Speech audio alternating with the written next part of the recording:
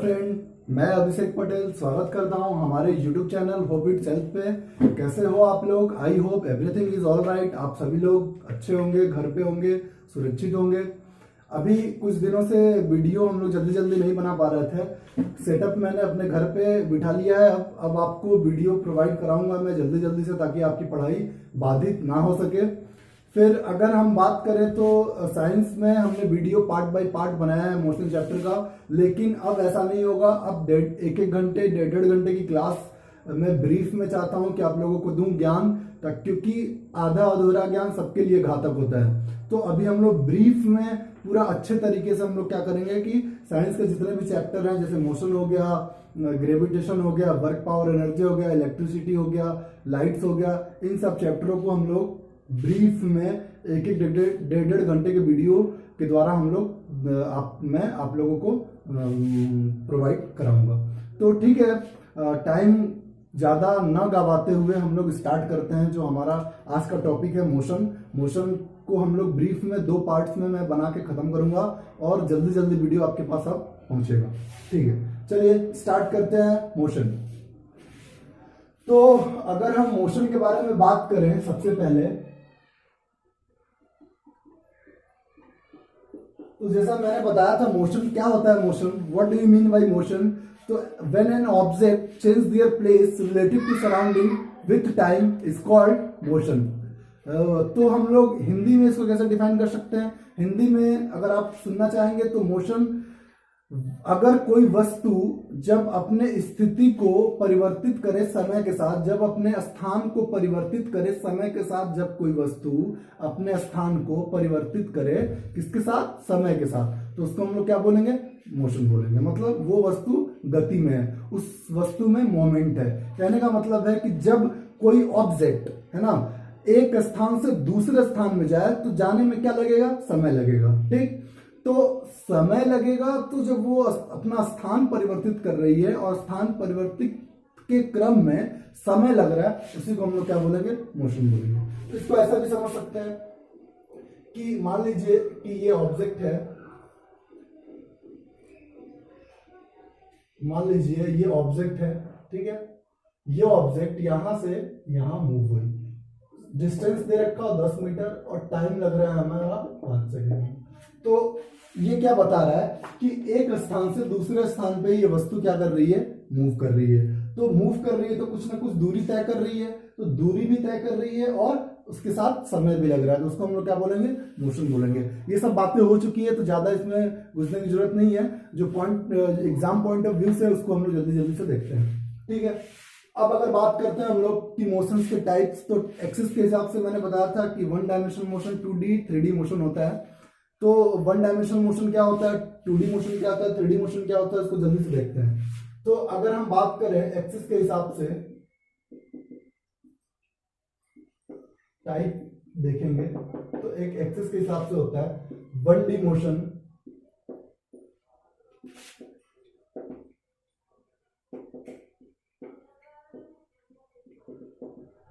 है ना।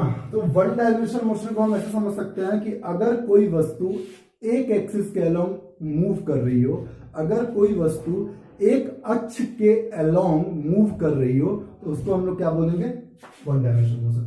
कहने का मतलब है कि अगर कोई वस्तु एक्स डायरेक्शन में जा रही है, कोई वस्तु वाई डायरेक्शन में जा रही है और कोई वस्तु जेड डायरेक्शन में जा रही है, तो मतलब सिर्फ वो एक एक्सिस के अलोंग अगर मूव कर रही है तो उसको हम लोग बोलेंगे क्या? कि वो उसका जो गति है वो कैसा है? 1 डायमेंशनल गति है। ठीक है, तो कहने का मतलब है कि अगर कोई गाड़ी स्ट्रेट पाथ पे जा रही है तो वो कैसा है? 1 डायमेंशनल है। अगर किसी चीज को हम स्ट्रेट ऊपर फेंक दिए तो वो कैसा है? 1 डायमेंशनल मोशन है। तो आप यहां से समझ सकते हो, बहुत ईजी है। अगर हम वही 2 डायमेंशनल की बात करें, 2 डायमेंशनल मोशन की बात करें, तो 2 डायमेंशनल मोशन में क्या होगा कि वस्तु क्या होगी कि एक्स और वाई एक्सिस के अलोंग मूव करेगी, है ना। एक्स एक्सिस में भी जाएगी और वाई एक्सिस में भी जाएगी। एक ही साथ अगर कोई वस्तु एक्स एक्सिस और वाई एक्सिस के अलोंग मूव कर रही हो ना, तो उसको हम लोग क्या बोलेंगे कि वो कैसा मोशन है? 2 डायमेंशनल मोशन है।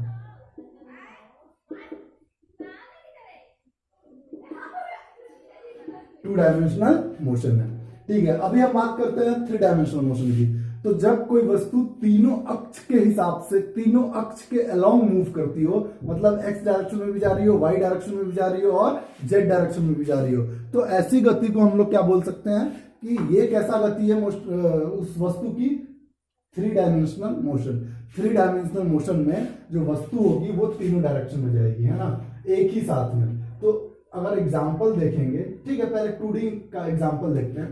तो 2D का एग्जाम्पल अगर आप देखते हो तो किसी फुटबॉल को किक करो, तो अगर आप फुटबॉल को किक करते हो तो हवा में कुछ ऐसा जाता है तो जाता है, तो इसका मतलब ये वाई डायरेक्शन में भी जा रहा है, देखो यहाँ पे वाई डायरेक्शन में भी गया, और यहां से यहाँ क्या जा रहा है, एक्स डायरेक्शन में भी जा रहा है। तो फुटबॉल का किक करना किसके कैटेगरी में आता है, 2D मोशन के कैटेगरी में आता है।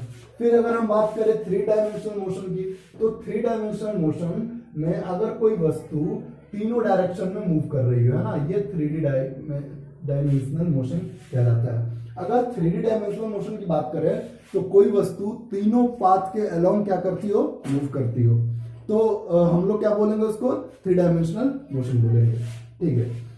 तो इसका एग्जांपल अगर हम देखें तो गैस के मॉलिक्यूल्स रैंडमली इधर उधर क्या करते हैं, मूव करते हैं। तो वैसी स्थिति को हम लोग क्या बोलेंगे कि जो गैस के मॉलिक्यूल्स हैं उनकी गति कैसी है, तो उनकी गति 3 डायमेंशनल है, ठीक है, बहुत अच्छा।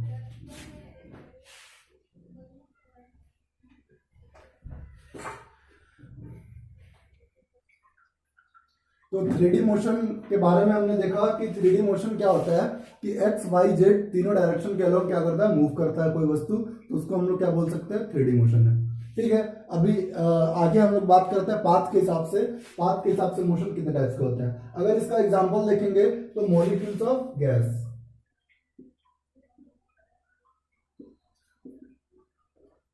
मॉलिक्यूल्स ऑफ गैसेस किसके एग्जांपल है, 3D मोशन के एग्जांपल है। क्लियर है, होप क्लियर हो।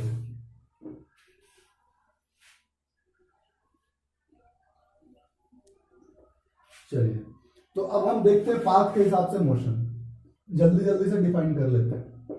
तो पाथ के हिसाब से पहला हो गया लीनियर मोशन, है ना।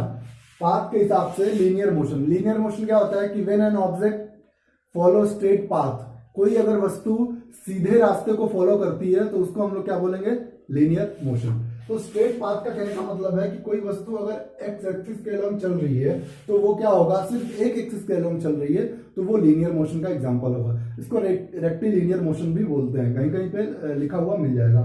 हिंदी में इसको क्या बोलते हैं, रेखीय गति, ठीक है, क्लियर। तो रेखीय गति क्या होती है कि जब कोई वस्तु एक स्ट्रेट, एक सीधे रास्ते पे गतिमान हो तो उसको हम लोग क्या बोलेंगे, लीनियर मोशन। बहुत ही सिंपल है और मैं बता भी चुका हूं, तो जल्दी जल्दी से हम लोग देखते चलते हैं। फिर दूसरा है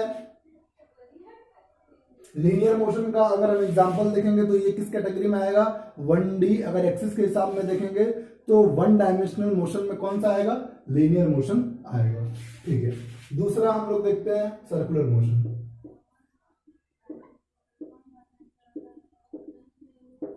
ठीक है बेटा।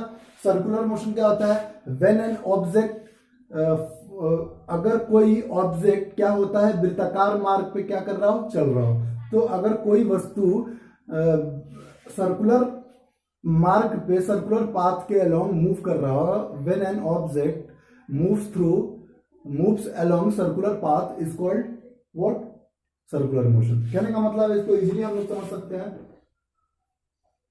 कि मान लीजिए ये आप हो और आप इस सर्किल के चारों तरफ क्या कर रहे हो, मूव कर रहे हो, ठीक है। अगर आप इस सर्किल के चारों तरफ मूव कर रहे हो तो कहने का मतलब है कि आप इस सर्कुलर, आपका मोशन कैसा है, तो वो वृत्तीय मोशन है, वो वृत्तीय गति है। तो ये एग्जाम्पल किसका है, तो ये 2D मोशन का भी एग्जाम्पल हो सकता है। कैसे, वो देखते हैं। आप अगर देखिए, आप सर्कुलर मोशन मूव कर रहे हो ना, तो आप क्या कर रहे हो, आप वाई डायरेक्शन में भी जा रहे हो, एक्स डायरेक्शन में भी जा रहे हो। तो जब आप वाई और एक्स डायरेक्शन दोनों में गति कर रहे हो तो वैसी गति को मैंने बताया था कि 2D मोशन भी बोल सकते हैं। तो सर्कुलर मोशन, वृत्तीय गति क्या होता है कि जब कोई वस्तु एक सर्कुलर पाथ के अलोंग क्या करती है, मूव करती है, उसको हम लोग क्या बोलते हैं, सर्कुलर गति बोलते हैं। तीसरे पे आते हैं हम लोग रोटेशनल मोशन,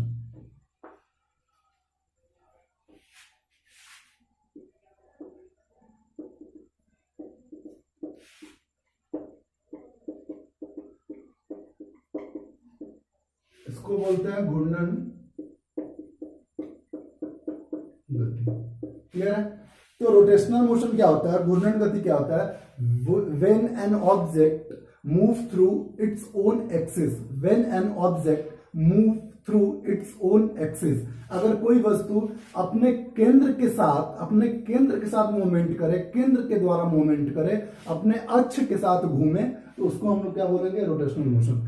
तो इसको हम लोग ऐसे भी समझ सकते हैं कि समझिए कि गर्मी के दिनों में क्या होता है कि कुछ आते हैं गांव में बेचने के लिए चरखा, है ना, चरखा ऐसा कुछ होता है जो अपने एक्सिस से क्या होता है?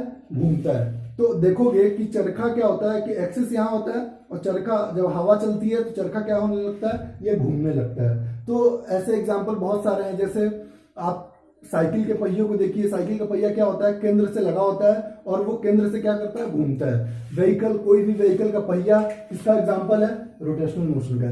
तो कोई भी चीज केंद्र से घूमती है ना, उसको हम लोग क्या बोलेंगे? रोटेशनल मोशन बोलेंगे।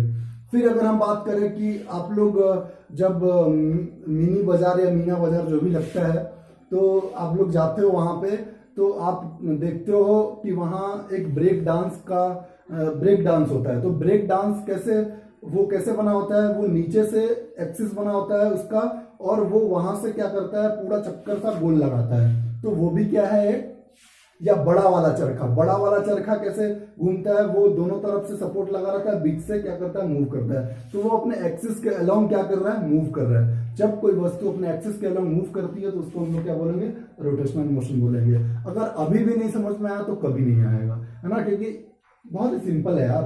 मतलब अगर कोई चीज अपने एक्सिस के हिसाब से घूमे तो उसको हम लोग क्या बोलेंगे? रोटेशनल घूर्णन गति। चलिए समय ना गवाते हुए जल्दी से आगे बढ़ते हैं। चौथा टाइप्स देखते हैं, ऑक्सीलेशन।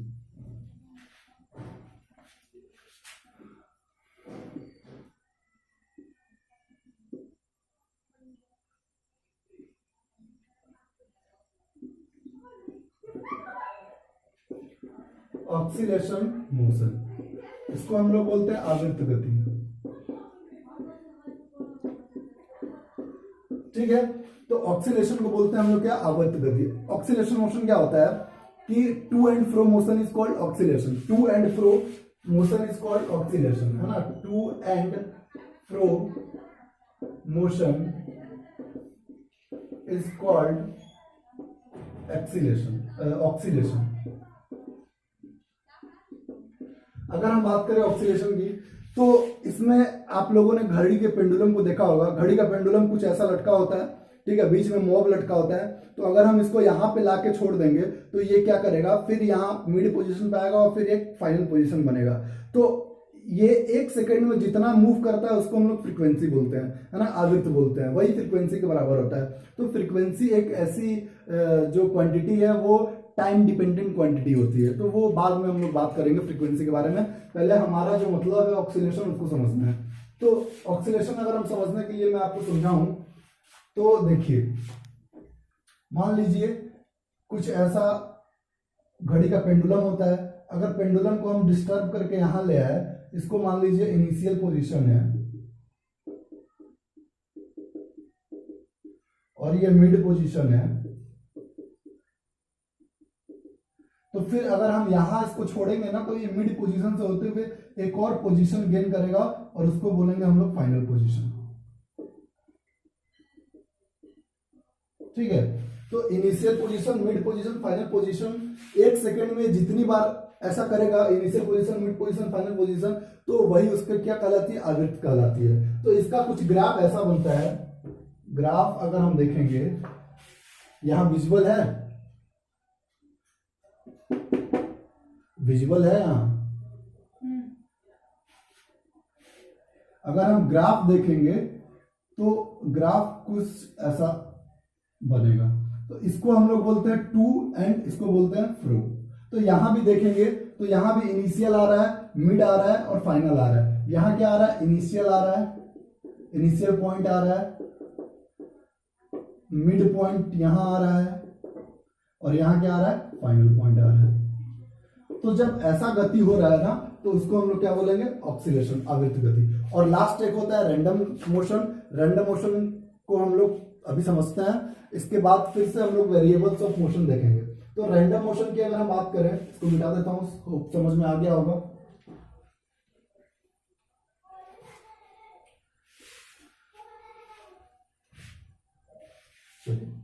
अब देखते हैं रैंडम मोशन।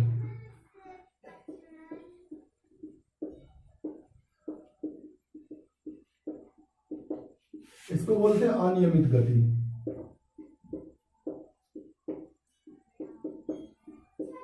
जब ना कोई वस्तु का पाथ अनियमित हो, मतलब जो वस्तु का पाथ है वो अनियमित हो। कहने का मतलब है कि कभी कोई वस्तु यहां से यहां जा रही हो, यहां से फिर यहां आ रही हो, यहां आ रही हो, यहां आ रही हो, कहीं भी जा रही हो, तो ऐसे मोशन को हम लोग क्या बोलेंगे?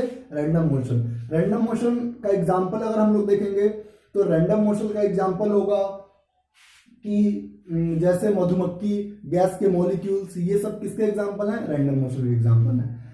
कोई भी कहीं भी पाथ आप रख दो, आप भी, मनुष्य भी जो होता है, ह्यूमंस भी होते हैं, वो रैंडमली कभी इधर उधर मूव करते हैं, है ना, बोलते हैं कि रैंडमली इधर उधर मैं चला गया। तो रैंडमली का मतलब ये होता है कि उसकी जो पाथ है वो अनियमित है। तो इसके अगर एग्जाम्पल के बारे में देखेंगे तो बर्ड का मोशन, है ना, मधुमक्खियों का मोशन, गैस के मॉलिक्यूल्स, ये सब किसकी कैटेगरी में आएंगे? रैंडम मोशन की कैटेगरी में आएंगे।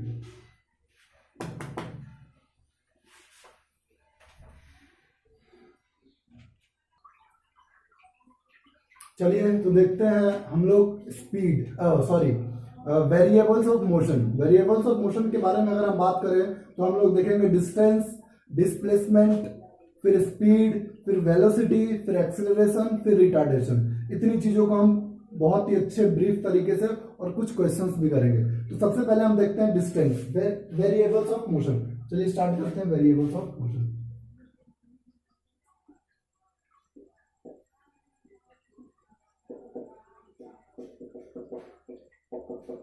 वेरिएबल्स ऑफ मोशन में देखेंगे हम लोग डिस्टेंस, डिस्प्लेसमेंट,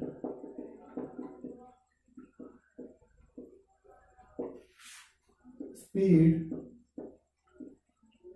वेलोसिटी, एक्सेलरेशन,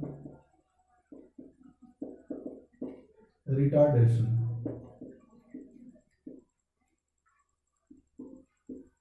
इतनी चीजों को हम लोग ब्रीफ में देखेंगे। डिस्टेंस को हम लोग बोलते हैं हिंदी में दूरी, डिस्प्लेसमेंट को बोलते हैं विस्थापन, स्पीड को बोलते हैं चाल, वेलोसिटी को बोलते हैं वेग, एक्सेलरेशन को बोलते हैं त्वरण, रिटार्डेशन को बोलते हैं मंदन। तो अगर आप हिंदी मीडियम से हो तो एक बार सुन लीजिए और लिख भी लीजिएगा। डिस्टेंस को बोलते हैं दूरी, डिस्प्लेसमेंट को बोलते हैं विस्थापन, स्पीड को बोलते हैं चाल, वेलोसिटी को बोलते हैं वेग, एक्सेलरेशन को बोलते हैं त्वरण, रिटार्डेशन को बोलते हैं मंदन। क्लियर है? ठीक है। तो अभी हम लोग पहले डिस्टेंस और डिस्प्लेसमेंट के बारे में समझते हैं, उसके बाद धीरे धीरे सबके बारे में देखेंगे। चलिए, डिस्टेंस और डिस्प्लेसमेंट क्या होता है? तो डिस्टेंस क्या होता है? डिस्टेंस को समझने के लिए हम इजीली तरीके से समझेंगे। मान लीजिए एक बिंदु है ए और एक बिंदु है बी। क्लियर है? तो दो बिंदुओं के बीच जो लंबाई है ना, दो बिंदुओं के बीच की लंबाई को हम लोग क्या बोलेंगे? दूरी। The length between two points is called, the length between two point is called distance. Clear है? तो दो बिंदुओं के बीच की दूरी को हम लोग क्या बोलेंगे? डिस्टेंस बोलेंगे। और अब डिस्टेंस और डिस्प्लेसमेंट भी क्या होता है? वो भी एक दूरी है। तो डिस्प्लेसमेंट कैसी दूरी है उसके बारे में थोड़ा सा डिस्कस कर लेते हैं। वो भी दो बिंदुओं के बीच की दूरी है और ये भी दो बिंदुओं के बीच की दूरी है, लेकिन डिस्प्लेसमेंट और डिस्टेंस में डिफरेंस क्या होता है उसको हम लोग देखते हैं। मान लीजिए कि तीन रास्ते हैं, एक रास्ता ये है और एक रास्ता कुछ ऐसा है। रास्ता नंबर 1, रास्ता नंबर 2, रास्ता नंबर 3। ये पाथ 1 है, ये पाथ 2, ये पाथ 3। ठीक है? दोनों का डिस्टेंस, सबका डिस्टेंस दे रखा है। इसका 40 मीटर, इसका 30 मीटर और इसका 60 मीटर डिस्टेंस दे रखा है। कितना? 40 मीटर, 30 मीटर, 60 मीटर। अब डिस्टेंस तो भाई सब होंगे, ये भी रास्ता क्या होगा, दूरी होगा, ये भी रास्ता क्या होगा, दूरी होगा, ये भी रास्ता क्या होगा, दूरी होगा, दोनों रास्ते दूरी है, तीनों रास्ते क्या होंगे, दूरी होंगे। लेकिन अगर वही विस्थापन की बात करें, डिस्प्लेसमेंट की बात करें, तो जो सबसे शॉर्टेस्ट दूरी होगी ना वो क्या कहलाएगी, विस्थापन कहलाएगी। कहने का मतलब है कि देखिए, अगर मैं इस बिंदु से ऐसे ऐसे ऐसे ऐसे यहां आया, ए है पॉइंट, बी है पॉइंट, तो जो दो बिंदु है, तो ये दो बिंदु की, तो ये मान लीजिए दूरी 100 मीटर है और ये छोटी दूरी कितनी की है, 10 मीटर की है। तो जहां छोटी दूरी होगी वो क्या कहलाएगी, वो कहलाएगी विस्थापन, जिसको बोलते हैं इंग्लिश में डिस्प्लेसमेंट। ठीक है, और ये बड़ी दूरी क्या कहलाएगी, ये डिस्टेंस कहलाएगी, और छोटी दूरी भी डिस्टेंस कहलाएगी। तो यहां से एक बात निकल के आया, मैंने पिछले भी जो वीडियो था उसमें भी बताया था कि डिस्टेंस, ये बहुत ही इंपॉर्टेंट हो जाता है बच्चों, distance always greater than and equal to displacement, है ना। तो हम बोल सकते हैं कि डिस्टेंस हमेशा बड़ा होगा, बराबर होगा किसके, डिस्प्लेसमेंट के। क्लियर है, क्लियर होना चाहिए, और ये डायरेक्टली एग्जाम में आपसे पूछ लेता है। और भी तरीका समझने का है तो उसको क्वेश्चंस के थ्रू हम लोग समझेंगे। 4-5 क्वेश्चंस मैं करा दूंगा जिससे आप डिस्टेंस और डिस्प्लेसमेंट को इजी से समझ पाओगे। सबसे पहले कुछ तथ्य है उसको हम लोग देख लेते हैं। देखते हैं कि सबसे बड़ी दूरी, अच्छा, जो प्रकाश वर्ष होती है वो किसकी इकाई है, प्रकाश वर्ष किसकी इकाई है, समय की, दूरी की, चाल की, या त्वरण की। तो क्वेश्चन कभी ऐसा आ गया तो स्टूडेंट गलती कर देते हैं, प्रकाश वर्ष लाइट ईयर समझ के क्या कर लेते हैं, वो समय टिक कर देते हैं। लेकिन प्रकाश वर्ष किसकी एसआई यूनिट है, किसकी इकाई है, सॉरी एसआई यूनिट नहीं, किसकी इकाई है, तो प्रकाश वर्ष दूरी की इकाई है। ठीक है, एक लाइट ईयर, इसको लाइट ईयर बोलते हैं, एक लाइट ईयर में कितना होता है, 9.46 इंटू 10⁻12 किलोमीटर। ये आपको याद रखना है, एक प्रकाश वर्ष में 9.46 इंटू 10⁻12 किलोमीटर। ठीक, एक और चीज होता है एस्ट्रोनॉमिकल यूनिट, जिसको बोलते हैं खगोलीय इकाई। खगोलीय इकाई क्या होता है, बेसिकली जो सूर्य है और पृथ्वी है, सूर्य और पृथ्वी के बीच की एवरेज डिस्टेंस को हम लोग क्या बोलेंगे, खगोलीय इकाई बोलते हैं। सूर्य और पृथ्वी के बीच की औसत दूरी क्या कहलाती है, खगोलीय इकाई कहलाती है। तो इसको याद रखेंगे, सूर्य और पृथ्वी के बीच की दूरी को हम लोग क्या बोलते हैं, एस्ट्रोनॉमिकल यूनिट। कितनी होती है, 1.5 इंटू 10⁸ किलोमीटर। ठीक है, और एक होता है पार्सेक। तो पार्सेक क्या होता है, एक पार्सेक में 3.26 क्या होता है, लाइट ईयर होता है। एक पार्सेक में कितना होता है, लाइट ईयर। तो अगर हम बात करें कि प्रकाश वर्ष किसकी इकाई है, तो वो दूरी की इकाई है। इतनी बातें आपको याद होनी चाहिए। चलिए क्वेश्चंस करते हैं कुछ, उसके थ्रू हम लोग समझने की कोशिश करते हैं।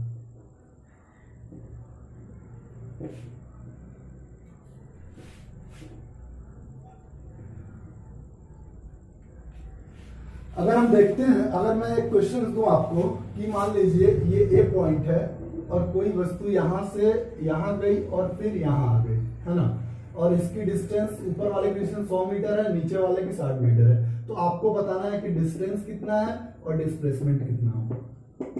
ठीक, ये बिंदु ए है, ये बिंदु बी है। ठीक है, तो ये कहने का मतलब है ये यहां गई और वापस अपने पाथ पे, अपने ही पाथ पे वापस क्या कर गई, लौट के कहा आई, यहां आई, बी पॉइंट पे। तो अब बताना है आपको कि डिस्प्लेसमेंट क्या होगा, डिस्टेंस क्या होगा। तो डिस्टेंस हम जितना चलेंगे, जितना भी ट्रेवल करेंगे और जितनी दूरी हम लंबाई ट्रेवल करेंगे वो तो होगा डिस्टेंस। लेकिन डिस्प्लेसमेंट क्या होगा कि ये दोनों बिंदु है ना, इनके बीच की शॉर्टेस्ट दूरी, मतलब शॉर्टेस्ट मतलब छोटा दूरी को हम लोग क्या बोलेंगे, डिस्प्लेसमेंट बोलेंगे। तो अगर हम डिस्टेंस निकालेंगे तो डिस्टेंस आएगा 160 और डिस्प्लेसमेंट निकालेंगे तो 40 मीटर आएगा। अगर जिनका ये आंसर आया होगा वो करेक्ट है। ठीक है, चलिए नेक्स्ट।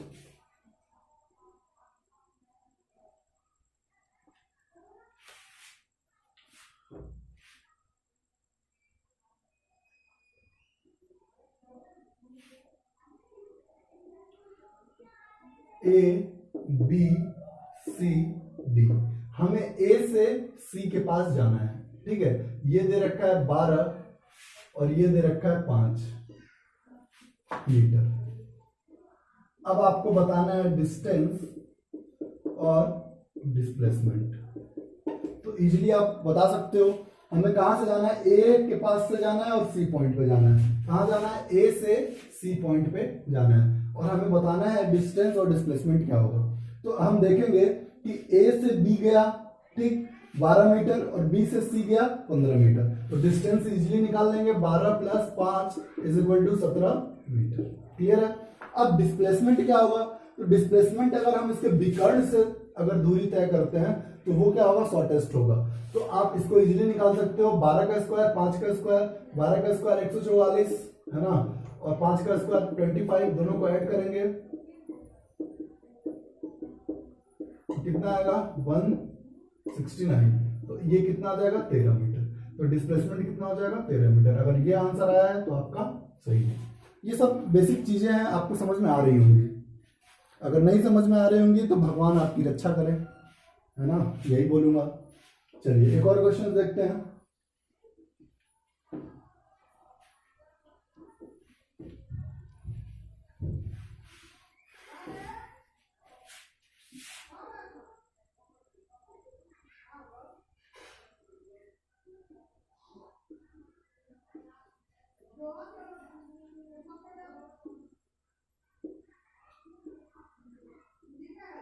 ये एक क्यूब है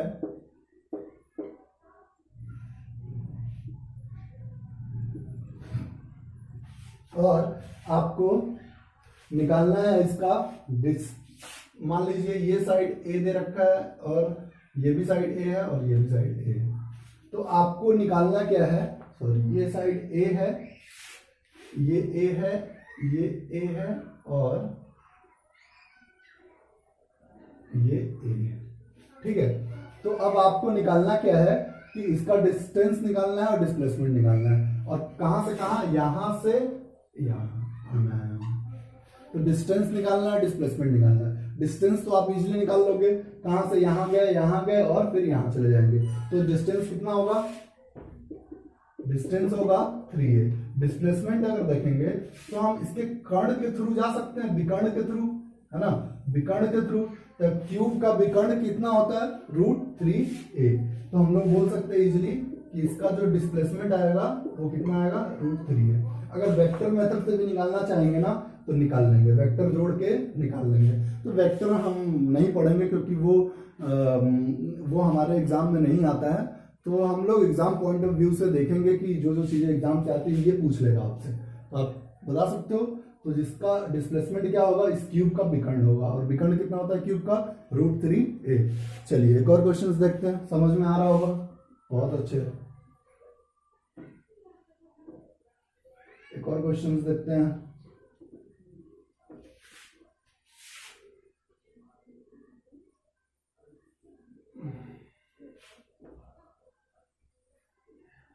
ये पॉइंट ए है, ये पॉइंट बी है, ठीक। आपको क्या बताना है, डिस्टेंस बताना है और डिस्प्लेसमेंट बताना है। तो देखेंगे कि ये क्या है, हाफ सर्कल है। फुल सर्कल का जो पेरीमीटर होता है, पेरीफेरी होता है जो सर्कल का, वो कितना होता है 2πr। तो अगर हम वृत्त का परिमाप देखेंगे तो कितना होता है 2πr। तो 2πr बटा के 2 कर देंगे तो क्या आ जाएगा πr तो डिस्टेंस निकल गया। डिस्प्लेसमेंट क्या होगा, डिस्प्लेसमेंट हम यहां से यहां दूरी नाप दें तो मान लीजिए ये त्रिज्या r है इसकी, तो डिस्प्लेसमेंट क्या निकल के आ जाएगा 2r। ऐसे क्वेश्चन सॉल्व कर सकते हैं इजीली, ठीक है। फिर और क्वेश्चंस देखते हैं।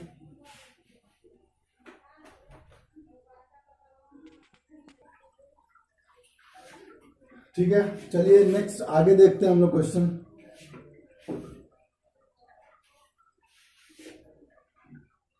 एक क्वेश्चन है कि एक व्यक्ति है, वो ए से चलना स्टार्ट किया और बी के पास रुका। तो अब इसका ये कितना चल रहा है, हाफ सर्कल चल रहा है,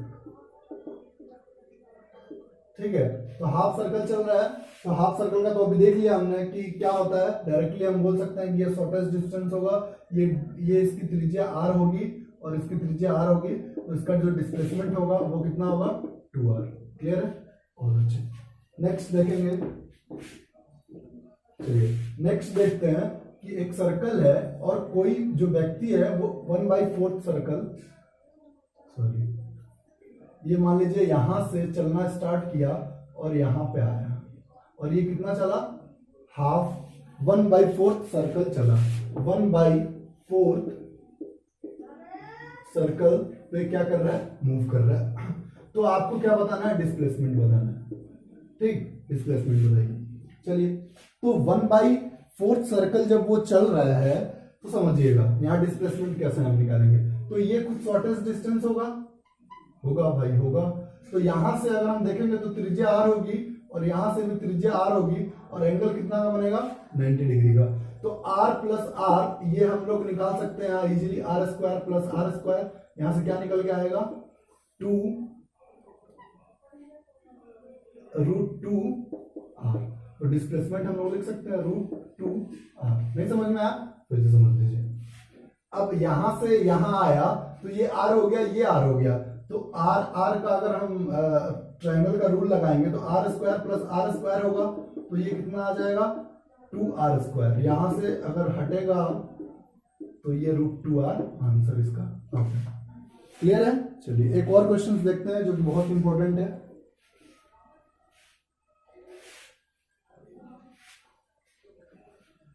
ठीक है बच्चा, समझ में आ रहा है, मजा आ रहा है, मजा लीजिए।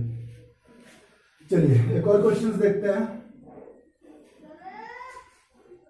ये यहां से यहां गया और ये आया यहां, और जो एंगल बन रहा है इनके बीच का जो एंगल बन रहा है वो 120 एंगल बन रहा है। अब मुझे इसका डिस्प्लेसमेंट निकाल के बताइए। तो इसके लिए एक फॉर्मूला होता है डिस्प्लेसमेंट का, जो आप डायरेक्टली याद कर लो, 2 sin r थीटा बाई 2, नहीं sorry 2r sin theta by 2, 2r sin theta by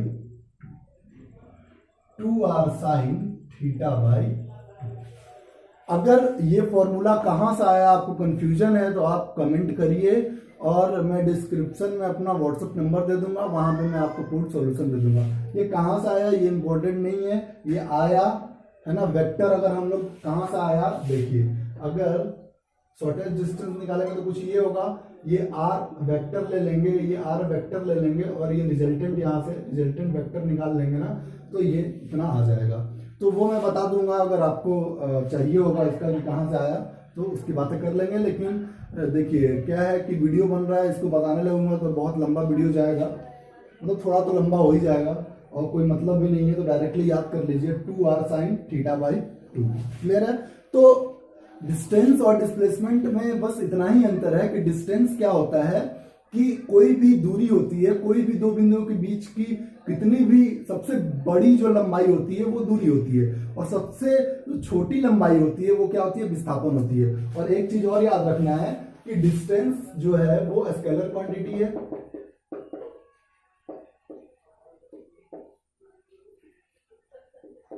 ठीक है, और डिस्प्लेसमेंट है वो कैसा है, वेक्टर क्वांटिटी है।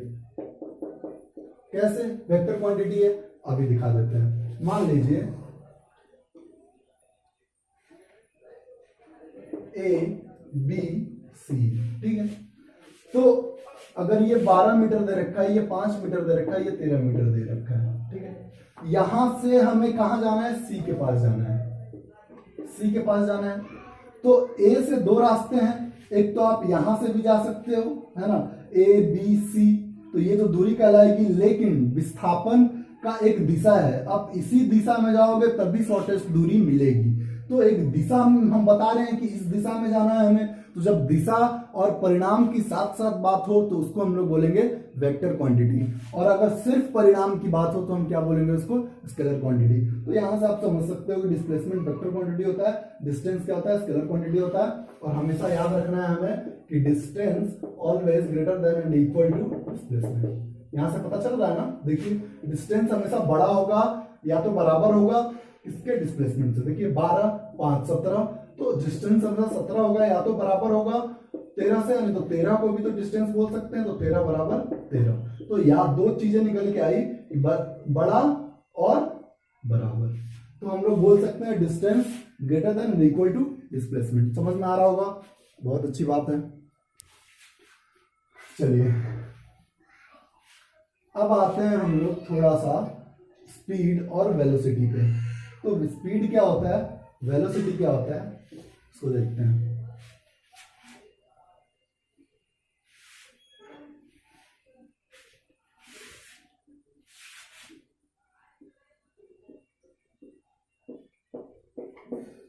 स्पीड, अगर हम स्पीड की बात करें तो distance per unit time is called speed. Distance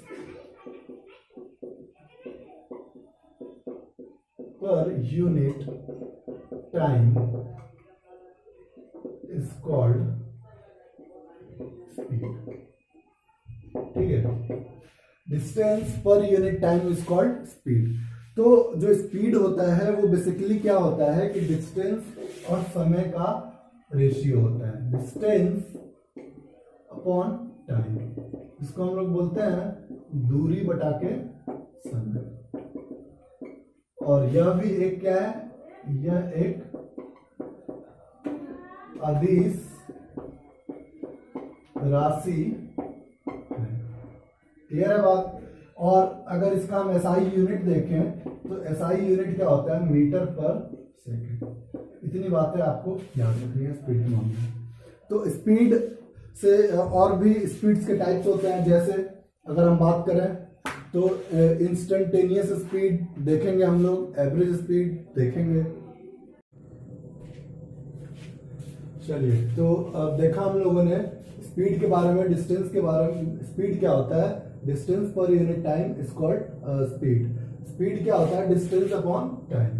दूरी बटा के समय को हम लोग क्या बोलते हैं, चाल बोलते हैं। फिर वैसे ही अगर हम बात करें कि स्पीड होता क्या है, तो स्पीड क्या होता है, एक अदिश राशि है और उसकी एसआई यूनिट क्या होती है, मीटर पर सेकंड। ठीक है, फिर अगर हम यही पर वेलोसिटी की बात करते हैं, अगर वेलोसिटी की बात करते हैं तो वेलोसिटी क्या होता है, वेलोसिटी बेसिकली होता है displacement per unit time. Displacement per unit time. तो डिस्प्लेसमेंट पर यूनिट टाइम को हम लोग क्या बोलेंगे, वेलोसिटी बोलेंगे। ठीक है, इट्स कॉल्ड वेलोसिटी।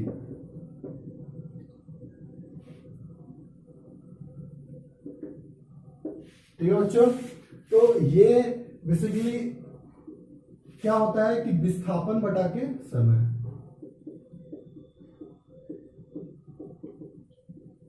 और इसका भी एसआई यूनिट है, वो क्या होता है, मीटर पर सेकंड। ठीक, तो ये, लेकिन ये क्या है, एक सदिश राशि है। इस बात को ध्यान रखना है। ठीक है, स्पीड हो गया, वो हो गया अदिश राशि, लेकिन ये क्या है, सदिश राशि। अब वेलोसिटी में डायरेक्शन भी होता है। अगर वेग की बात करें तो हमें उसमें परिणाम के साथ साथ डायरेक्शन की भी बात करनी होगी। मतलब अगर हम बात करें कि 10 मीटर पर सेकंड के वेग से जा रही है वस्तु, तो हमें बताना होगा कि किस डायरेक्शन में जा रही है। मैं बोलूंगा कि नॉर्थ में एक गाड़ी है, वो 10 मीटर पर सेकंड के स्पीड से जा रही है, तो इसका मतलब वो क्या है, उसके साथ हमने परिणाम और दिशा दोनों की बात की, तो वो क्या है, वेलोसिटी है और वेग कहलाता है। और वेग हमेशा क्या होता है, एक सदिश राशि होता है। इतनी बातों को याद रखना है। चलिए आगे बढ़ते हैं और कुछ और चीज देखते हैं, जैसे कि अगर हम बात करें instantaneous speed, instantaneous velocity, average velocity, average speed की बात करें तो वो क्या होता है। चलिए, अगर हम एवरेज की बात करते हैं तो पहले एक चीज समझना होगा आपको। ठीक है, थोड़ा सा मैं समझाने की कोशिश करता हूं। मान लीजिए कि एक यहां घर है, ठीक,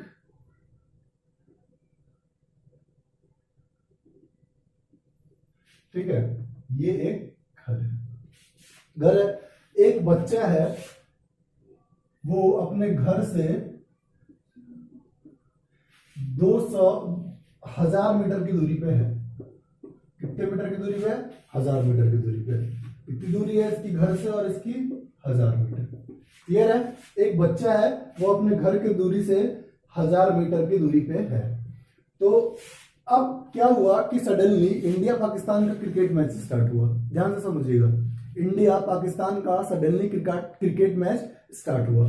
तो क्रिकेट देखने में वो बहुत ही मतलब दिलचस्पी लेता था। तो वो क्या किया कि यहां से उसने दौड़ लगाई। तो जब वो पहले दौड़ा, वो उसकी स्पीड थी 10 मीटर पर सेकेंड। ठीक, उसकी स्पीड जो थी वो कितनी थी? 10 मीटर पर सेकेंड। फिर कुछ दूर तक दौड़ा और वो थक गया, यहां तक आया और वो क्या हुआ? थक गया। तो उसकी जो स्पीड हो गई वो कितनी हो गई? मान लीजिए 7 मीटर पर सेकेंड। और फिर उसने जोर लगाया और फिर वो यहां पहुंचा, घर के पास पहुंच गया और उसकी स्पीड इस टाइम थी 12 मीटर पर सेकेंड। ठीक है, तो 3 पॉइंट पे हमने, 3 मूवमेंट पे हमने क्या बताया? स्पीड बताया। तो जब 3 मूवमेंट पे हमने स्पीड बताया, इसी को हम लोग बोलते हैं इंस्टेंटेनियस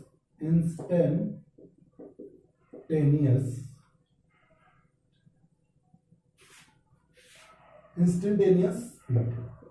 ठीक है, तो इंस्टेंटेनियस स्पीड क्या होता है? बेसिकली कि किसी मोमेंट ऑफ टाइम पे अगर किसी ऑब्जेक्ट की जो स्पीड है ना, जैसे आप बाइक चलाते हो, बाइक आप एक्सेलरेट करते हो तो आपके स्पीडोमीटर पे वो इंस्टेंटेनियस स्पीड बताता है ना। इंस्टेंटेनियस स्पीड बताता है कि 80 किलोमीटर पर आवर, फिर बताता है थोड़ी देर में 50 किलोमीटर पर आवर, फिर एक्सेलरेटर तेज करते हो तो 60 किलोमीटर पर आवर। तो वो क्या बताता है कि at the moment, at a time वो स्पीड बता रहा है। तो ऐसे स्पीड को हम लोग क्या बोलेंगे? Instantaneous speed.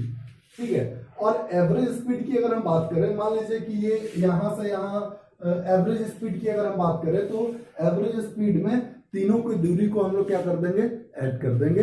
और तीनों के समय, मतलब यहां से यहां जाने में जो समय लगा होगा, यहां से यहां जाने में जो समय लगा होगा, और फिर यहां से यहां जाने में समय लगा होगा, सबको ऐड कर देंगे तो वो एवरेज स्पीड बताएगा। एवरेज स्पीड क्या होगा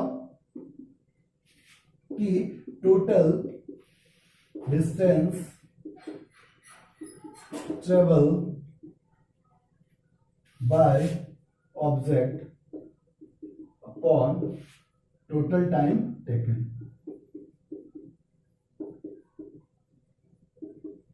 ठीक है, तो इसको हम लोग क्या बोल सकते हैं? Average speed. और इंस्टेंटेनियस स्पीड और एवरेज स्पीड को हम लोग किससे डिनोट करते हैं? Del s upon del t. और इंस्टेंटेनियस को क्या करते हैं? D s upon d t. ये बात आपको याद रखना है। तो इंस्टेंटेनियस स्पीड के लिए ये क्या होता है? डीएस क्यों लिखते हैं? कि एक मोमेंट के लिए जब हम लोग लेते हैं ना दूरी को और समय को, एक मोमेंट पे, पर्टिकुलर मोमेंट पे, तो ये क्या बता रहा है? पर्टिकुलर मोमेंट पे बता रहा है कि मतलब यहाँ इस दूरी पे इसकी जो स्पीड थी वो 7 मीटर पर सेकेंड थी, और यहाँ पे इस पॉइंट पे इसकी जो स्पीड थी वो 10 मीटर पर सेकेंड थी, और इस पॉइंट पे इसकी स्पीड जो थी वो कितनी थी? 12 मीटर पर सेकेंड की थी। तो ये इंस्टेंटेनियस बात कर रहा है। तो इंस्टेंटेनियस के लिए हम लोग यूज करते हैं डीएस बाई डी टी। अगर क्वेश्चंस में आ जाए और आपसे क्वेश्चन पूछ ले, समझिएगा कि कोई वस्तु दूरी तय करती है टी स्क्वायर, चलिए T Q plus T 4t square plus 5t plus 6 की दूरी, ये दे रखा हो आपके क्वेश्चन में, और टाइम दे रखा हो कि हमें इस दूरी को एक पर्टिकुलर टाइम पे बताना है कि कितनी जो उसकी स्पीड है वस्तु की वो कितनी है। दूरी अगर मान लीजिए दे रखा हो कि 5 सेकेंड पे इस वस्तु की क्या बताइए? स्पीड बताइए, चाल बताइए।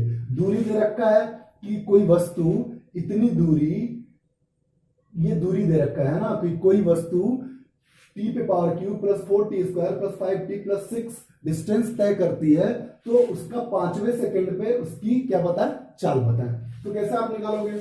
आप डिफरेंशिएट करोगे क्या इसको? डिफरेंशिएशन अगर आपको आता होगा तो 3t प्लस, तो क्या लिखोगे? स्पीड क्या लिखोगे आप?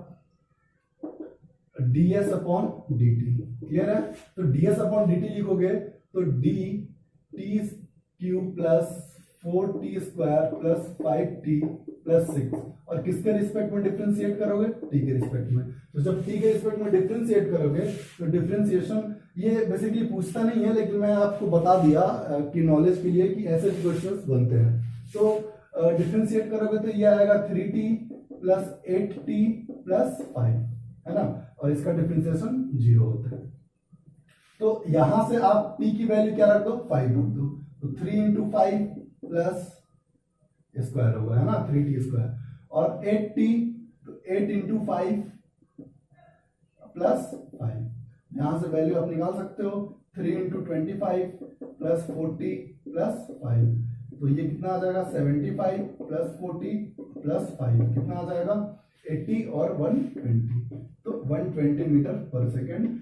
5वें सेकंड पे जो वस्तु की स्पीड थी वो कितनी थी, 120 मीटर पर सेकंड। तो ऐसे भी क्वेश्चन आता है, ऐसे भी क्वेश्चन आप बना लोगे इजीली। और वही बात अगर ये बोल दे कि ऐसे क्वेश्चन आए और इसमें पूछ ले एवरेज स्पीड, है ना, एवरेज स्पीड आपसे पूछे कि आप मुझे ये बताओ कि अगर वस्तु का 2 सेकेंड टू 5 सेकेंड के बीच में उसकी एवरेज स्पीड बताओ। ठीक, डिस्टेंस ये दे रखा है और वस्तु से पूछ लिया कि उस ऑब्जेक्ट का 2 सेकेंड टू 5 सेकेंड का एवरेज स्पीड बताइए, तो कैसे निकालेंगे आप, उसको देखिए।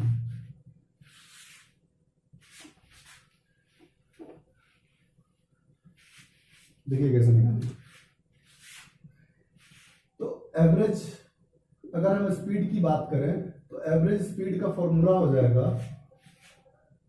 है ना, del s upon del t. तो ये क्या बता रहा है कि अब ये क्या बता रहा है कि जो वस्तु का डिस्टेंस था s 5 सेकेंड और s 2 सेकेंड के बीच में निकालना है, और इसका जो टाइम जो लग रहा है वो कितना लग रहा है, तो कितना लग रहा है, t2 माइनस t1, ये होगा एवरेज स्पीड। तो 5वें सेकंड पे निकालना चाहेंगे तो निकाल लीजिए, यहाँ पे 5 वैल्यू पुट कर दीजिए, तो t के पावर 5, 5 का क्यूब प्लस 4, 5 का स्क्वायर, है ना, प्लस 5 इंटू 5 प्लस 6, माइनस करेंगे s 2 सेकेंड पे, तो 2 सेकेंड, तो वैल्यू 2 रख दीजिए, 2 का क्यूब प्लस 4 इंटू 2 का क्यूब, 2 का स्क्वायर प्लस 5 इंटू 2 प्लस 6, यहां से आप एवरेज स्पीड निकाल सकते हो, 5 माइनस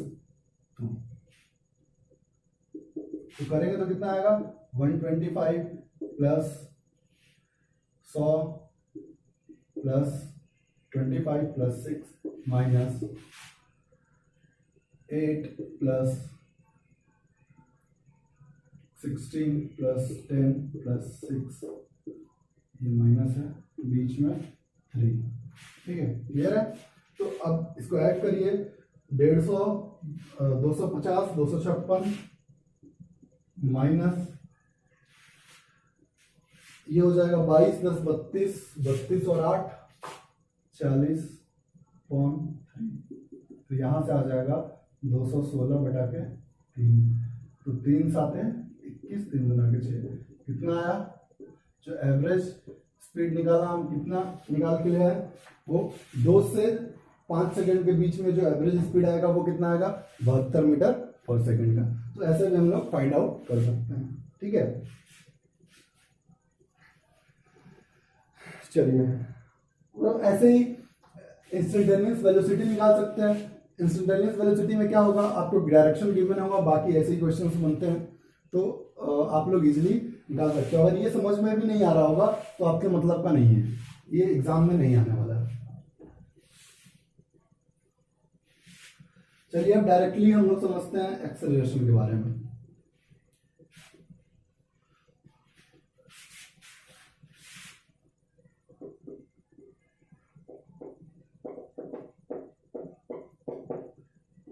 ठीक है, एक्सेलरेशन क्या होता है, त्वरण जिसको बोलते हैं हम लोग हिंदी में, त्वरण। तो त्वरण क्या होता है, basically rate of change of velocity को हम लोग क्या बोलते हैं, त्वरण बोलते हैं। Rate of change of velocity, ठीक। तो rate of change of velocity क्या कहलाता है, इज कॉल्ड एक्सेलरेशन। ठीक है। The rate of change of velocity is called acceleration. तो वेग परिवर्तन की दर को हम लोग क्या बोलते हैं? त्वरण बोलते हैं। वेग में परिवर्तन की दर को क्या बोलते हैं? त्वरण बोलते हैं। वेग में परिवर्तन की दर को त्वरण बोला जाता है। हिंदी में अगर बात करें तो वेग परिवर्तन की दर त्वरण कहलाती है। ठीक है। a इक्वल टू क्या होगा?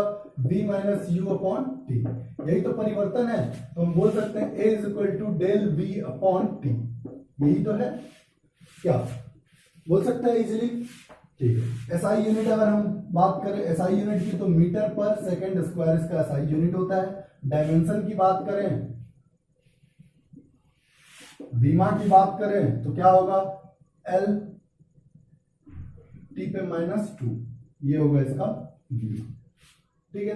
तो एक्सेलरेशन को जनरली समझना चाहें तो कहने का मतलब है वेग में परिवर्तन। जैसे आप बाइक चलाते हो, कार चलाते हो, तो आप क्या करते हो? एक्सेलरेट करते हो। तो जैसे ही आप एक्सेलरेट करते हो तो क्या होता है कि आपकी गाड़ी 40 किलोमीटर पर आवर से चल रही है, तो वो तुरंत कितने में स्पीड में चली जाती है? तो 40 से वो 60 तक चली जाती है। तो मान लीजिए कि 10 सेकंड के लिए आपकी गाड़ी 40 से 60 के बीच में चली, तो वो त्वरण कितना था वो हम कैसे निकालेंगे? तो डायरेक्टली हम बोल देंगे कि आपकी गाड़ी की स्पीड मान लीजिए 40 किलोमीटर पर आवर थी। ठीक है। 40 से 60 किलोमीटर पर आवर होने में समय जो लग रहा है वो 10 सेकंड का लग रहा है। तो इजीली आप क्या कर सकते हो कि ये होगा v2 और ये होगा v1। मतलब v1 किसको बोलेंगे? प्रारंभिक वेग, और v2 किसको बोलेंगे? अंतिम वेग। तो v2 माइनस v1 ही तो चेंज होगा वेलोसिटी और अपॉन समय। तो यहां से हम इजीली निकाल सकते हैं 60 माइनस 40 अपॉन टी, कितना? 10 सेकेंड। तो ये कितना आ जाएगा? 20 अपॉन 10। तो लेकिन ये किलोमीटर पर आवर में है, इसको कन्वर्ट करना होगा हमें किसमें? मीटर पर सेकंड में। उसके बाद आंसर आप ला सकते हो। ठीक है। वो कन्वर्जन में बताऊंगा आपको कैसे हम लोग किलोमीटर से मीटर पर सेकंड चेंज करते हैं और मीटर पर सेकंड से किलोमीटर में चेंज करते हैं। तो ये एक मोटा मोटी व्यू है कि एक्सेलरेशन क्या होता है। अब रिटार्डेशन की बात करते हैं। रिटार्डेशन की बात अगर हम करेंगे तो रिटार्डेशन क्या होता है? इसको मंदक बोलते हैं, है ना। तो वो बेसिकली एक्सेलरेशन ही है, लेकिन वो नेगेटिव एक्सेलरेशन है। अगर मान लीजिए आपकी गाड़ी 60 किलोमीटर पर आवर की स्पीड से चल रही है, आपने ब्रेक लगाया, एक्सीलरेटर छोड़ा, है ना, एक्सीलरेटर छोड़ा, ब्रेक लगाया, तो आपकी गाड़ी की स्पीड कितनी पहुंच गई? 40 किलोमीटर पर आवर पहुंच गई। तो वहां पे क्या होगा कि प्रारंभिक वेग ज्यादा हो जाएगा और अंतिम वेग क्या होगा? कम होगा। तो उस केस में क्या होगा कि रिटार्डेशन होगा। एक बार समझते हैं रिटार्डेशन के बारे में।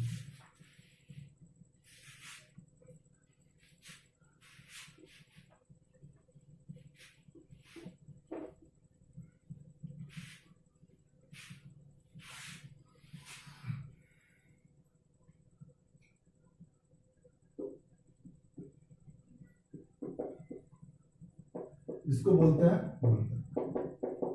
ठीक है।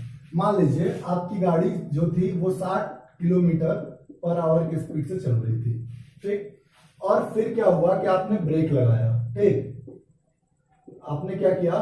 ब्रेक लगाया। ब्रेक लगाया तो वैसे ही आपकी गाड़ी कितनी पहुंच गई? 40 किलोमीटर पर आवर। तो ये हो गया इनिशियल वेलोसिटी और ये हो गया फाइनल वेलोसिटी। क्लियर है? तो अब यहां पे क्या होगा? जो हम एक्सेलरेशन निकालेंगे ना वो मंदा का काम करेगा। तो ये हो गया v2 और ये हो गया v1। क्या होता है? Change of velocity, rate of change of velocity. तो rate of change of velocity निकालेंगे तो क्या करेंगे? v2 minus v1 upon T करेंगे। तो v2 की वैल्यू कितनी देर की? 40 माइनस 60 अपॉन टी करेंगे। तो यहां से जो वैल्यू आएगी 20 किलोमीटर और अपॉन टाइम मान लीजिए आपको 10 सेकंड का लगा हो, तो यहां से क्या हो जाएगा? 10 सेकंड। ये वैल्यू जो आएगी वो क्या कहलाएगी? मंदक कहलाएगी। मतलब अगर एक्सेलरेशन माइनस में आता है तो ऑलवेज वो क्या कहलाएगा? मंदक कहलाएगा। अभी हम थोड़े से इसको देखने के बाद देख लेंगे कन्वर्जन का मुद्दा है, वो बाद में देखेंगे। तो मैं जो समझाना चाह रहा हूं आपको वो समझाना चाह रहा हूं कि एक्सेलरेशन के केस में जो वेग होता है ना वो बढ़ता है और रिटार्डेशन के केस में वेग होता है वो कम होता है। तो फाइनल वेग कम होगा हमेशा रिटार्डेशन के केस में, याद रखना है। और एक्सेलरेशन के केस में जो फाइनल वेलोसिटी होगी वो हमेशा बड़ी होगी किससे? इनिशियल वेलोसिटी से, है ना। इसको बोलते हैं प्रारंभिक वेग, इसको बोलते हैं अंतिम वेग। होप क्लियर होगा, बहुत अच्छी बात है। चलिए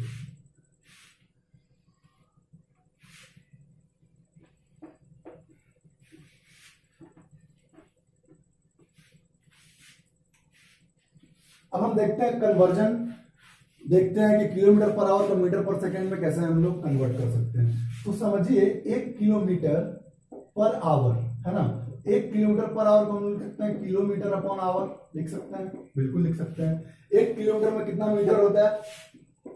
1000 मीटर होता है। 1 आवर में कितनी सेकंड्स होती हैं? तो 60 मिनट और 60 सेकंड, कितना हो गया? 1000 अपॉन 3600, ठीक। ये मीटर हो गया और ये नीचे सेकंड हो गया। क्लियर है? तो जब हम ये 2 जीरो से 2 जीरो काट दिया, 5 और 18, तो 5/18 से अगर हम किलोमीटर में मल्टीप्लाई कर देते हैं, किलोमीटर पर आवर में 5/18 से मल्टीप्लाई कर देते हैं, तो वो क्या आ जाएगा? 5/18 मीटर पर सेकंड में कन्वर्ट हो जाएगा। तो कहने का मतलब है कि 1 किलोमीटर पर आवर में 5/18 मीटर पर सेकंड होता है। तो इसको ऐसे भी याद कर सकते हैं, बड़े को छोटे से हमेशा मल्टीप्लाई करो। और वहीं अगर मीटर पर सेकंड को कन्वर्ट करना होगा किलोमीटर में, तो 1 मीटर पर सेकंड है, इसको हमें कन्वर्ट करना है किलोमीटर पर आवर में, तो 18/5 से मल्टीप्लाई कर देंगे, तो ये किसमें आ जाएगा? 18/5 kilometre per hour. This is your conversion, है ना। ऐसे हम लोग कन्वर्जन कर सकते हैं, किलोमीटर से मीटर पर सेकंड और मीटर पर सेकंड से किलोमीटर। तो जब भी छोटा से मल्टीप्लाई करना होगा, मतलब मीटर पर सेकंड छोटी यूनिट है, तो उससे 18/5 से मल्टीप्लाई करिए। और अगर किलोमीटर पर आवर को मीटर पर सेकंड में करना होगा, बड़ी यूनिट को छोटे यूनिट में कन्वर्ट करना होगा, तो उसमें हमेशा किससे मल्टीप्लाई करना होगा? 5/18 से। बड़े को छोटे से, छोटे को बड़े से, बड़े को छोटे से, छोटे को बड़े से। सिंपल है, याद हो जाएगा। क्लियर है? Okay, next.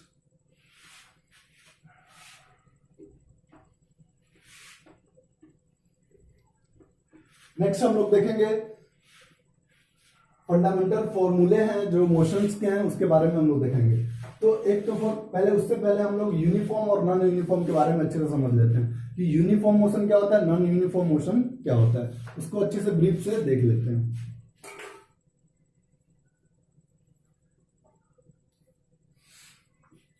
तो अगर हम बात करें कि यूनिफॉर्म मोशन, उसको समझते हैं।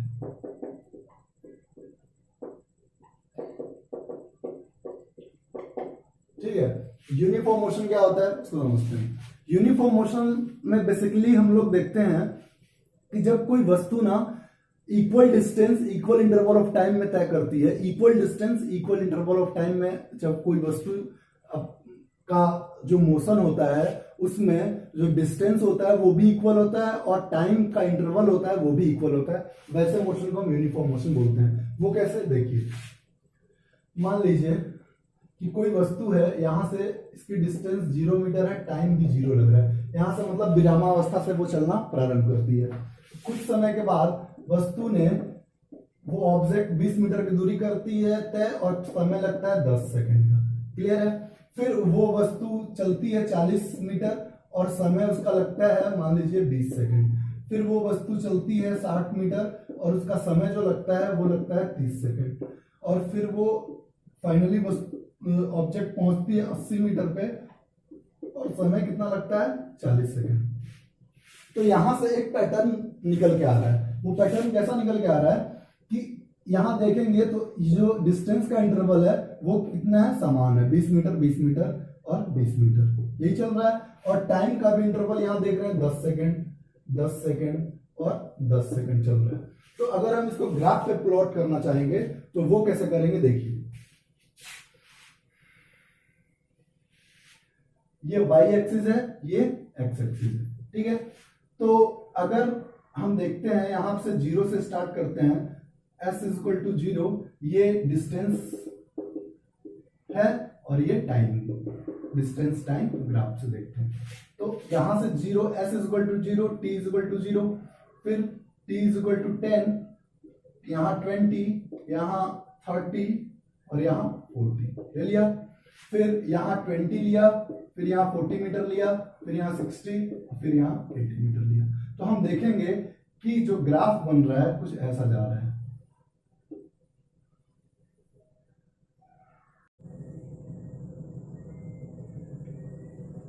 ठीक है,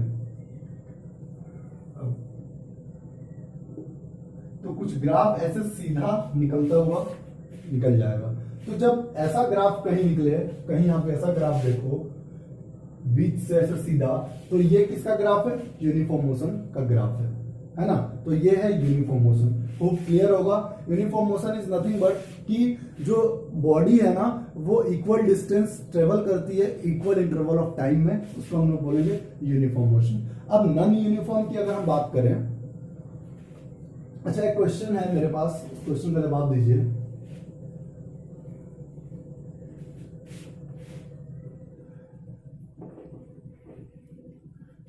मान लीजिए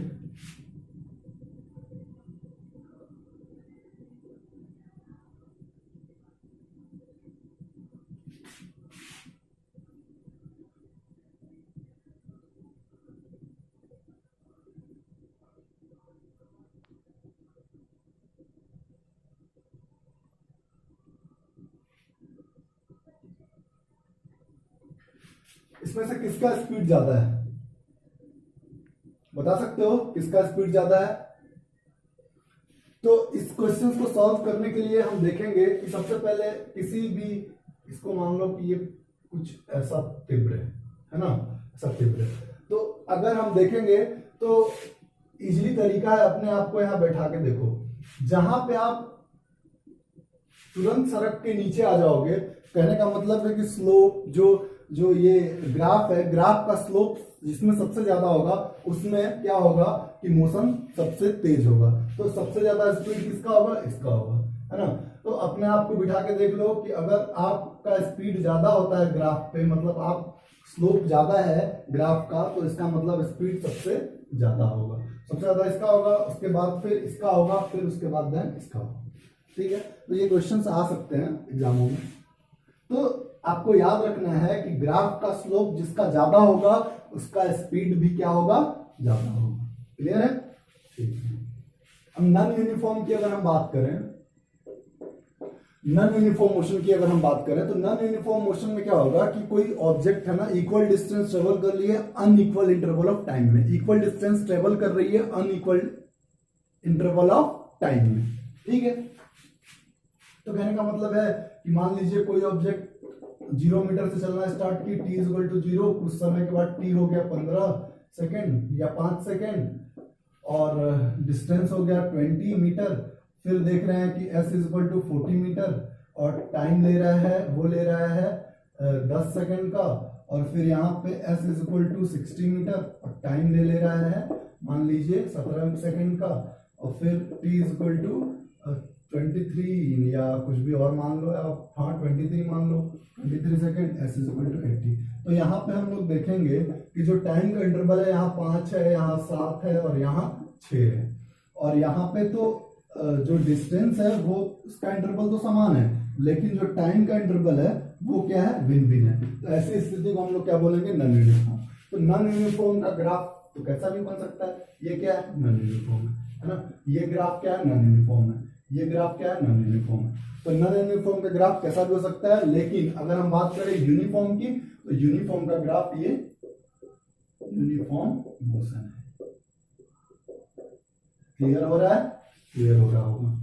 चलिए आगे देखते हैं जल्दी जल्दी से।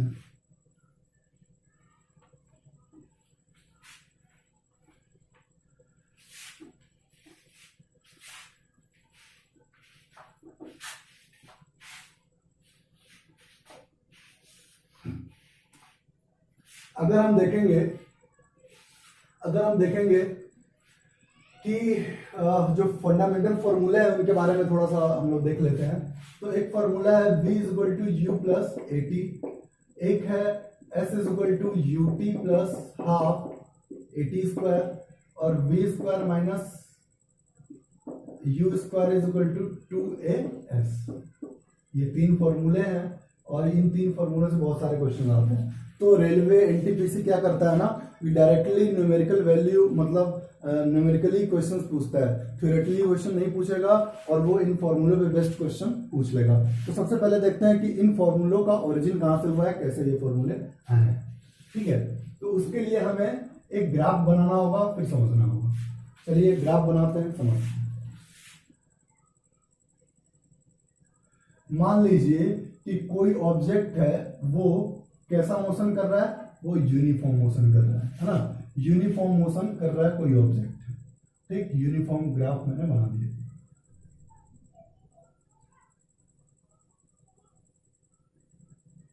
ठीक है, और मैंने इसको ओरिजिन ना मान के यहां पे ओरिजिन मान लिया और इसको एक्सटेंड कर दिया यहां पे। ठीक है, और इसको नाम दे दिया ए बी सी डी ओ। ठीक, ये यूनिफॉर्म मोशन है और यूनिफॉर्म मोशन में हमने क्या किया कि एक एक्सटेंड कर दिया यहां से यहां, कि मतलब हमारा जो विरामावस्था है वो यहां ना होके कहां हो गई, यहां हो गई।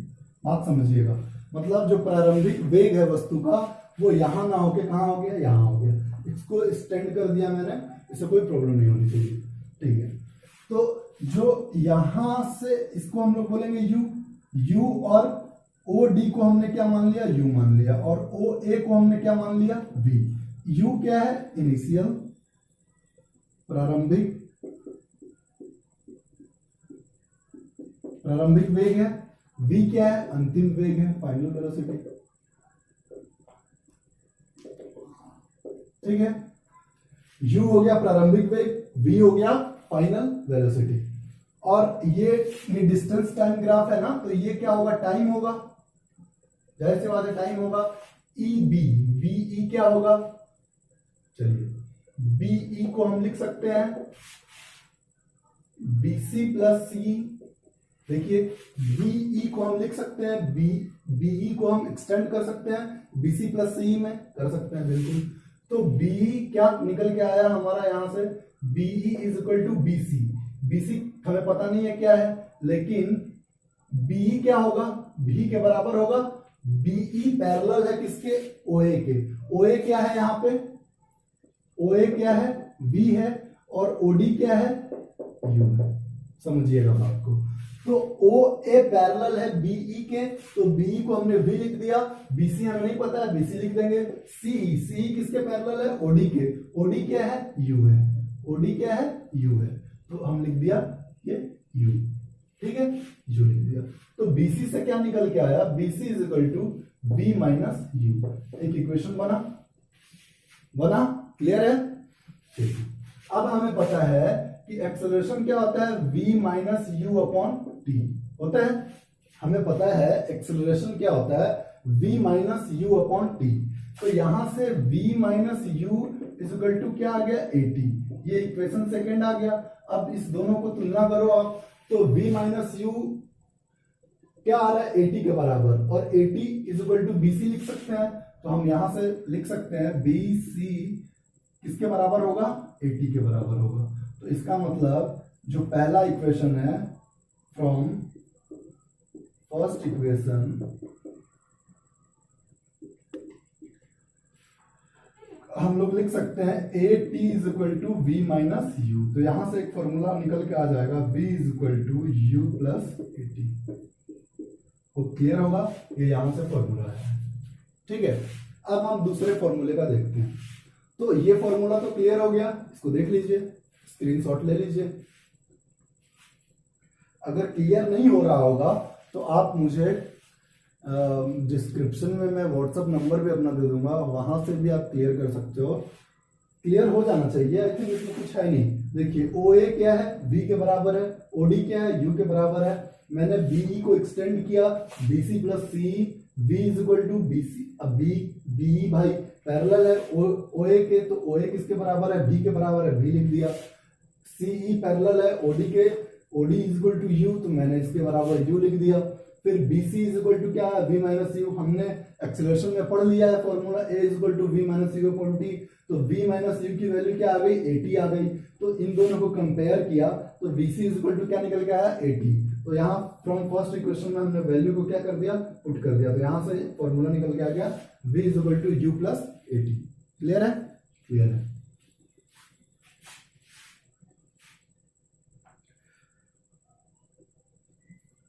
अब नेक्स्ट देखते हैं,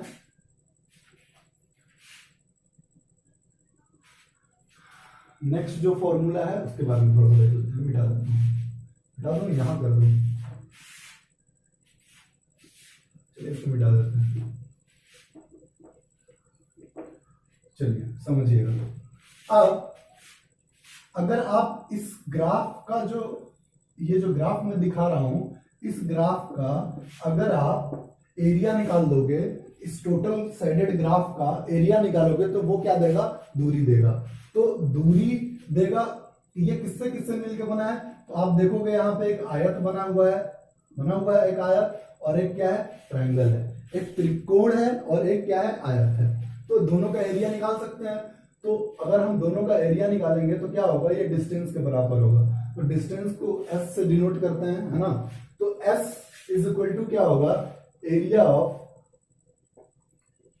of triangle DBC plus area of rectangle DOCE।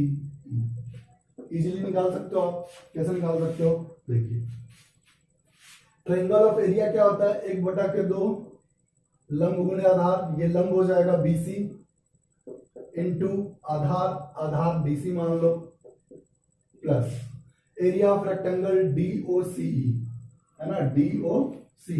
तो क्या होता है, लंबाई गुणे चौड़ाई। तो लंबाई गुणे चौड़ाई करेंगे तो CE इंटू OC कर देते हैं, कर दीजिए CE इंटू OE। क्लियर है? यहां से देखिए 1/2 इंटू BC क्या निकाला था हमने, 80। BC किसके बराबर आया था, 80 के बराबर। DC की वैल्यू क्या होगी, T होगी, प्लस C क्या है यहाँ पे, CE किसके बराबर है, U के बराबर है, इंटू OE किसके बराबर है, T। यहां से निकल के आ गया 1/2 80 स्क्वायर प्लस UT। तो S इक्वल टू एक फॉर्मूला निकल के आ गया UT प्लस हाफ 80 स्क्वायर। फिर दूसरा फॉर्मूला है V square minus U square is equal to 2AS। ये फॉर्मूला कैसे आएगा, ये फॉर्मूला, ये आप टोटल ग्राफ का एक ही साथ निकाल लो। ये ग्राफ आपको यहां से यहां तक एक क्या दिख रहा होगा, ट्रेपीजियम दिख रहा होगा, दिख रहा है ट्रेपीजियम। तो ट्रेपीजियम का जो एरिया होता है वो क्या होता है, 1/2 इंटू 2 समानांतर भुजाओं का योग इंटू लंबाई, है ना, लंब। 1/2 इंटू समानांतर भुजाओं का योग इंटू लंब क्या होता है, इसका ट्रेपीजियम का एरिया होता है ना। तो ट्रेपीजियम के एरिया अगर डायरेक्ट पुट करोगे तो ये फॉर्मूला आ जाएगा, और ये काम आप खुद से कर लेना। ये सब जरूरी नहीं है, आपको ये फॉर्मूला याद होना चाहिए, क्लियर होना चाहिए कि S equal to UT plus half 80 square होता है, V square minus C square equal to 2AS होता है, और V equal to U plus 80 होता है। ठीक है, तो इतनी बातें हमने आज कर ली। और नेक्स्ट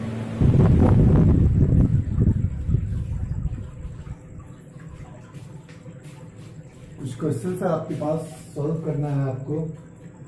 क्वेश्चन है, पहला क्वेश्चन है, एक कार भभुआ से मोहनिया 20 मीटर के चाल से जाती है और वापस 30 मीटर के चाल से आती है, तो उस कार की औसत चाल बताएं। ये अगर आप मेरा वीडियो देखे होंगे तो ऐसे क्वेश्चन को सॉल्व करने के लिए मैंने एक फॉर्मूला बताया था।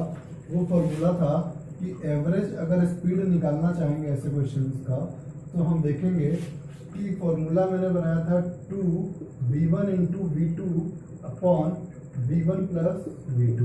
यहाँ से आप क्या कर सकते हो, डायरेक्टली सॉल्व कर सकते हो। तो V1 की वैल्यू कितनी है, 2 इंटू 20 इंटू V2 की वैल्यू कितनी है, 30 अपॉन कितना आ जाएगा, 50। तो यहाँ से सॉल्व कर सकते हैं हम लोग इजीली।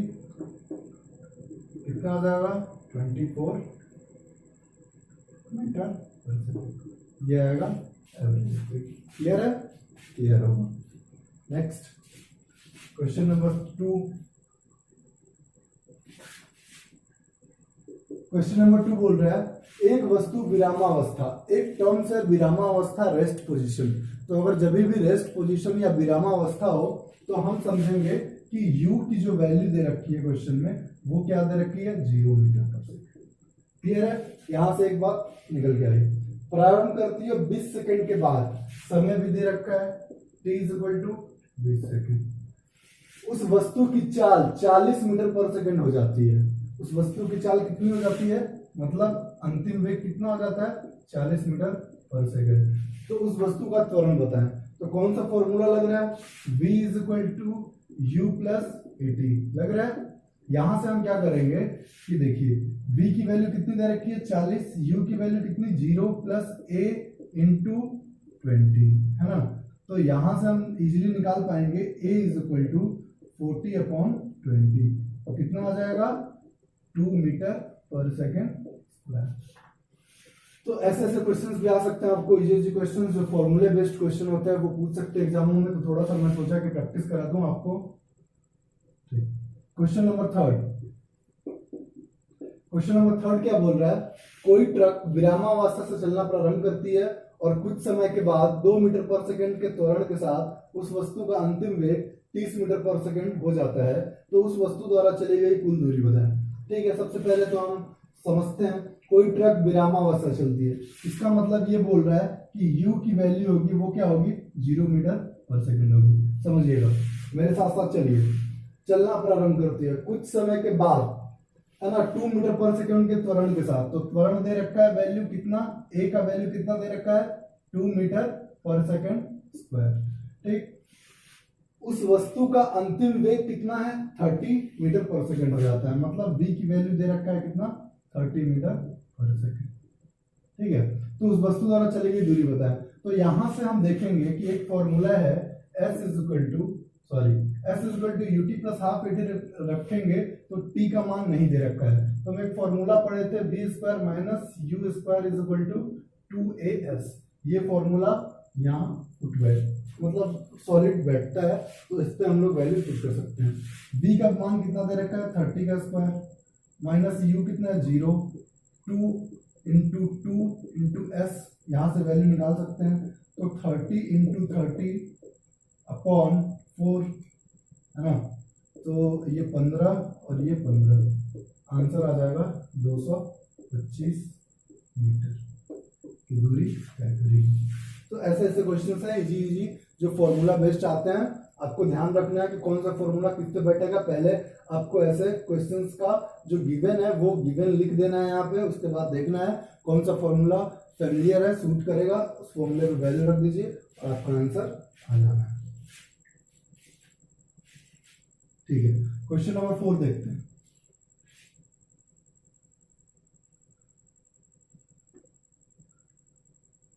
क्वेश्चन नंबर 4 क्या बोल रहा है, किसी वस्तु द्वारा तय की गई दूरी s की वैल्यू कितनी दे रखी है t² + 4t + 5। ठीक है, और समय कितना दे रखा है 6 सेकंड। 6 सेकंड पे त्वरित चाल बताना है, मतलब इंस्टेंटेनियस स्पीड की बात हो रही है यहाँ पे। तो अगर इंस्टेंटेनियस स्पीड हम लोग देखेंगे तो अभी फॉर्मूला देखा था इंस्टेंटेनियस स्पीड का ds/dt। तो ds के जगह पे s के जगह पे वैल्यू पुट कर देंगे t² + 4t + 5/dt, है ना। इसके dt के रिस्पेक्ट में डिफरेंशिएट करेंगे तो क्या आएगा 2t + 4। अब यहाँ पे जो t की वैल्यू दे रखी है 6 सेकंड, रख के देख लो। तो 6 सेकंड पर रखेंगे तो कितना आएगा 6 × 2 + 4, है ना। 2 × 6 + 4 तो कितना हो जाएगा 6 × 12, 12 × 4 16 मीटर पर सेकंड।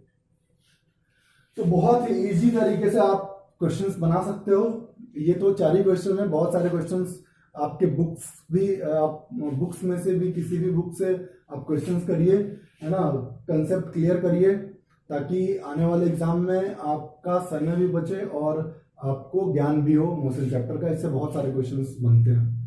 तो ठीक है, अभी इतना ही तक रहने देते हैं। उसके बाद नेक्स्ट लेक्चर में हम लोग मोशन के जो न्यूटन्स के लॉ हैं उसके बारे में देखेंगे, first law, second law, third law, momentum के बारे में देखेंगे, कंजर्वेशन ऑफ मोमेंटम देखेंगे, ठीक है, और भी बहुत सारे क्वेश्चंस करेंगे।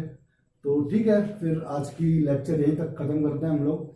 Thanks for watching my video and stay healthy, stay home, bye bye, take care.